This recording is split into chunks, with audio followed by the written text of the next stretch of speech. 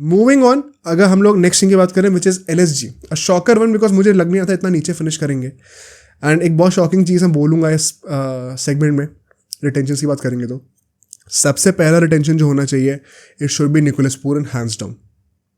There MVP 60 से ऊपर की एवरेज थी, 170 से ऊपर की स्ट्राइक रेट थी, हर बार उस बंदे ने रन बनाए. You can not overestimate the value that he has brought in for the team in this season. आप ओवर एस्टिमेट कर ही नहीं सकते, जितना बोलो उतना कम है.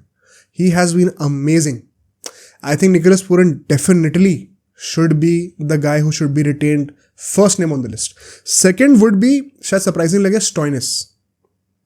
Once again for the all-rounding abilities that he has. Once again because of the explosivity that he offers in the top 3. ऐसे प्लेयर्स की बहुत वैल्यू होगी, लिख के ले लो आगे जाकर. अगर IPL 2024 ने हमें कुछ चीज़ सिखाई है, and if this is the template to go forward with, Stoinis जैसे प्लेयर इनवैल्यूएबल होने वाले हैं, जो आपको ओवर्स भी दे देंगे बॉलिंग करके, जो आपको बैटिंग करके देंगे एक तगड़ी स्ट्राइक रेट पे in the top order. I think Stoinis should definitely be retain. I think जो लोग मिस आउट कर रहे हैं स्टोइनिस को, वो बहुत बड़ी गलती कर रहे हैं इन माय ओपिनियन. देन उसके बाद रवि बिश्नोई को मैं डेफिनेटली रिटेन करना चाहूँगा. मुझे लगता है कि ये सीजन उसका इतना अच्छा नहीं गया, but once again betting on the future, he could be the next big thing after Yuzvendra Chahal. For sure उसको रिटेन करना बनता है. आपका स्पिन डिपार्टमेंट भी टेकन केयर ऑफ है, नो क्वेश्चन आज है.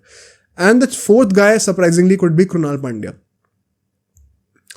Once again, बॉलिंग में विकेट ज़्यादा नहीं लिया, लेकिन इस साल इकोनॉमिकल बहुत था, प्लस बैटिंग कर लेता है नीचे, तो the kind of utility he offers, so much depth that he can offer in that role at number 7, number 8.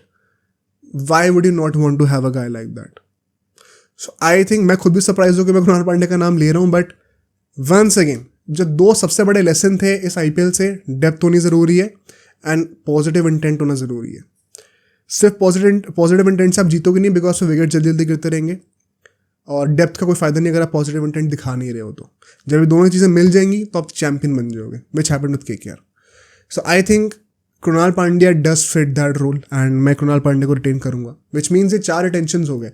क्या अगर 8 रिटेंशन इनको करने को मिलती हैं, क्या इन्हें और रिटेंशन करने चाहिए भी? आई थिंक शायद ना करें तो भी चलेगा. I think LSG genuinely needs a revamp. There was no X factor about LSG in this season. And notice how मैंने KL राहुल का नाम नहीं लिया अभी तक. Which means I think KL Rahul should not play for LSG anymore. And एक और rude चीज़ मैं कहूँगा, sadly, I think LSG को KL राहुल नहीं खिलाना चाहिए. KL राहुल मुझे नहीं लगता he will be able to adapt to the modern requirements of the game. In the long term. शायद 1-2 सीजन निकाल दे, इन द लॉन्ग टर्म नहीं.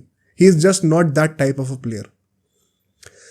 एंड सैडली जिस रोल पे वो खेल रहा है, which is the opening slot, अभी ट्रेंड और वो आउट मसल करने वाला जो लोग हैं ना, वो वही हैं जो कि ऑल आउट जा रहे हैं.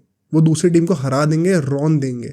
सबसे बड़ा एग्जाम्पल SR शेख जब खेले थे, ह्यूमिलेट जब हुए थे 9.4 ओवर्स के अंदर, वो Travis head, Abhishek Sharma, Sunil Narayan, Phil Salt वाली जो ब्रीड है ना, मजाक नहीं है वो, वही होने वाला है आगे का फ्यूचर.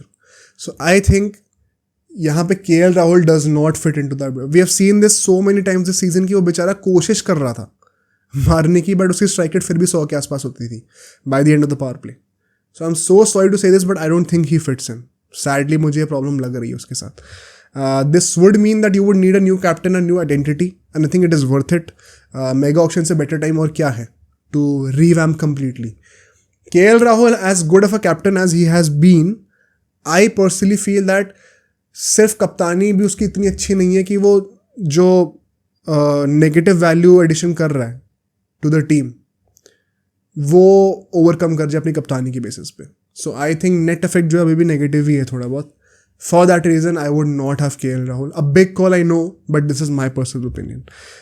अगर आपको 2 प्लेयर रिटेन करने हो, आप मयंक यादव के बारे में सोच सकते हो, investing in the future, and similarly Shamar Joseph के बारे में सोच सकते हो. I know he hardly played and जिसमें खेला वो अच्छा नहीं करा, but I think he can add a lot of promise. Once again I think is 24-25, has a lot of use to give. Every West Indian bowler can also smack a few sixes with the bat as well. तो invaluable हो सकता है आगे जाके. Pace है, swing है उसके पास. He needs better control and direction. आ सकती है अगले 1-2 सालों में, चांसेस हैं. So you could bet on the future by picking these two guys. सोचने वाली बात ये होगी कि क्या अगर हम उनको ऑक्शन में जाने दें तो क्या सस्ती प्राइस पे ले सकते हैं एज अपोज टू अगर रिटेन करें. अगर तो वो मैथमेटिक्स बैठ रही है तो let them go in the auction then buy them back. But अगर रिटेंशन करना ज़्यादा ईजी है, ज़्यादा चीप पड़ेगा, आई थिंक तब रिटेन कर सकते हो. अब सोचो अगर एक क्लिप इतनी बढ़िया थी तो पूरा का पूरा पॉडकास्ट कितना बढ़िया होगा. तो अगर आपको इसी क्लिप का पूरा पॉडकास्ट देखना है तो यहाँ पे क्लिक करिए, और अगर आपको ऐसे ही और क्लिप्स बिंज वॉच करनी है तो यहाँ पे क्लिक करिए.